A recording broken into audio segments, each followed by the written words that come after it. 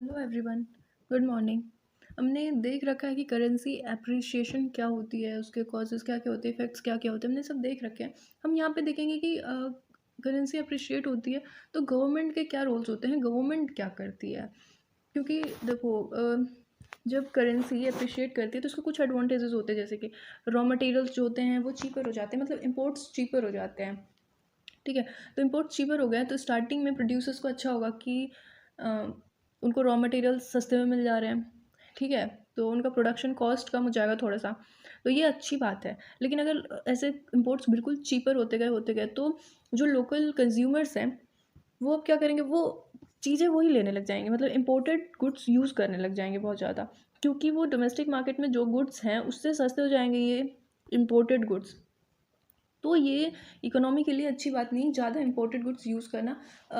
एक तो ट्रेड मतलब बैलेंस ऑफ पेमेंट जो है वो इम्बैलेंस हो जाएगा, ट्रेड डेफिसिट्स होने लग जाएंगे। ठीक है, तो ये चीपर हो गया, ये अच्छी बात है। और दूसरा ये भी अच्छा है कि इन्फ्लेशन लो हो जाता है, इन्फ्लेशन कम हो जाता है, इंपोर्टेड गुड्स जो होते हैं सस्ते हो जाते हैं, तो इन्फ्लेशन सस्ता हो जाता है।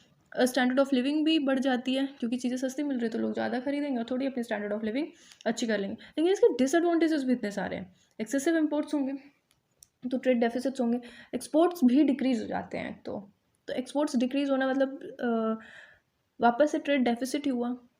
ट्रेड सरप्लस के साइड कुछ आ ही नहीं रहा है, एक्सपोर्ट करने से ट्रेड सरप्लस होता तो वहाँ कुछ आ ही नहीं रहा है। जो एम्प्लॉयमेंट है वो डिक्रीज़ हो जाएगी, मतलब अनएम्प्लॉयमेंट बढ़ जाएगा। जब डोमेस्टिक प्रोडक्ट्स की इतनी ज़्यादा डिमांड नहीं होगी तो प्रोड्यूसर्स वर्कर्स को निकालेंगे बजाय कि और रख देंगे। ठीक है, तो इस तरीके से अनएम्प्लॉयमेंट भी बढ़ जाएगा। फर्म्स और कंपनी जो है लॉसेस फेस करने लगी। एक चीज़ फ़ायदा होगा कि बस रॉ मटेरियल उनको सस्ते में पड़ रहा है, बाकी और कुछ नहीं, बाकी उनको लॉस ही होगा। ठीक है, इकोनॉमिक ग्रोथ स्लो डाउन हो गया, मतलब हो जाएगा कैसे कि अब इम्पोर्ट्स होने लग गए हैं तो इम्पोर्टेड चीज़ें इतनी ज़्यादा यूज़ हो रही हैं कि इकोनॉमी के अंदर, कंट्री के अंदर, जिस कंट्री की करेंसी डेप्रिशिएट हुई उस कंट्री के अंदर इकोनॉमिक एक्टिविटीज़ बहुत कम हो रही। देखो, एक तो अनएम्प्लॉयमेंट बढ़ गया तो वर्कर्स निकल रहे हैं। ठीक है, और वर्कर्स निकल रहे हैं और ऐसे कर करके बहुत सारे इकोनॉमिक स्लो डाउन हो जाएंगे। ठीक है, डिफ्लेशन भी आ सकता है अगर ऐसे ही चलता रहा तो, अगर कुछ किया ही नहीं गया तो। करंट अकाउंट बैलेंस पेमेंट अभी बताया डिटेरियोरेट होगा, डेफिसिट में चलेगा। तो अगर इन सब के लिए कुछ किया नहीं गया तो ये बहुत एक्सट्रीम लेवल पे चले जाएंगे, डिफ्लेशन होना शुरू हो जाएगा और ऐसे बहुत सारे इकोनॉमिक इम्पैक्ट्स आएंगे बहुत बुरे बुरे से। ठीक है, तो रिसेशन भी आ सकता है। अगर स्ट्रॉन्ग करेंसी हो गई बहुत ज़्यादा तो एक टाइम के बाद रिसेशन भी आ सकता है। तो इन सबको प्रिवेंट करना पड़ेगा। तो इसके लिए गवर्नमेंट क्या क्या कर सकती है मैं वो बताने वाली हूँ इस वीडियो में। ठीक है, गवर्नमेंट ऑफर कर सकती है सब्सिडीज़ टू लोकल प्रोड्यूसर्स। ठीक है, specially farmers and small industries. बड़ी इंडस्ट्रीज़ की बात नहीं हो रही है, छोटी इंडस्ट्रीज़ की बात हो रही है, फार्मर्स की बात हो रही है। और इन hopes that they can remain competitive, वो वापस से कॉम्पिटिटिव हो सके, अनएम्प्लॉयमेंट बहुत ज़्यादा नहीं हो।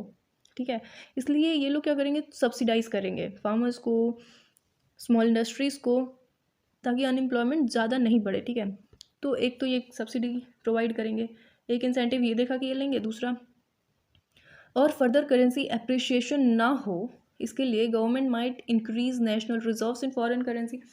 अपने वहाँ पे फॉरेन करेंसीज खरीदने लग जाएगी गवर्नमेंट।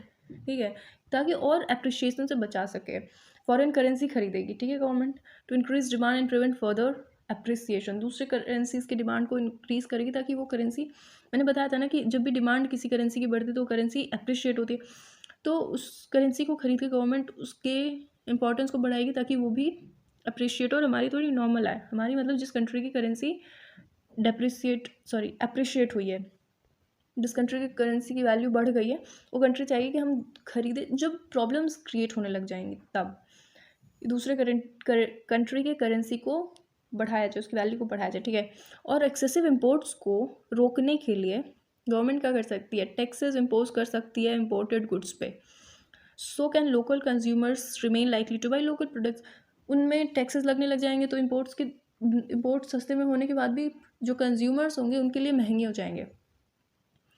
तो वो लोग जो लोकल कंज्यूमर्स है वो फिर क्या करेंगे, डोमेस्टिक गुड्स को खरीदना शुरू कर देंगे, तो इससे चीज़ें मेंटेन होंगी। ठीक है, तो मेरे को ये बताना था thank you, have a nice day, bye. I hope कि चीज़ें क्लियर हुई होंगी।